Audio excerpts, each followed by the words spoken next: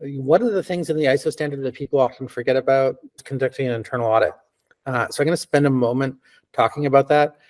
ISO's got 14 different domain areas, and so you'll see that all of these standards are kind of grouped up into clusters or areas of controls.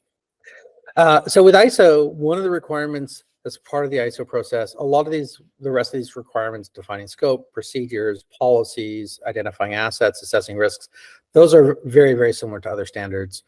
Conducting an ISO internal audit is kind of a unique little element of getting your ISO compliance. I'm going to talk a moment about that. So the idea behind an ISO internal audit is somebody who is not running the program needs to come through and assess the validity of the program in terms of how effectively it is following the standard in question.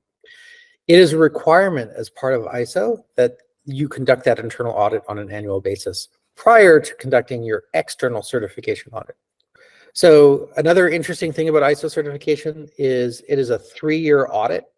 First, you go through your kind of stage 1 audit, right, which doesn't have the same time frame as a SOC 2 audit. So a SOC 2 audit, you have a minimum 3 months observation window for your first audit, whereas your ISO certification is more like it's almost like a type 1, right? So it's a lighter weight initial audit, and then you're getting a surveillance audit done annually after that. And they're actually not looking at your entire ISO program, they're looking at a portion of your ISO program. So they're surveying across your entire ISO program over a 3-year period.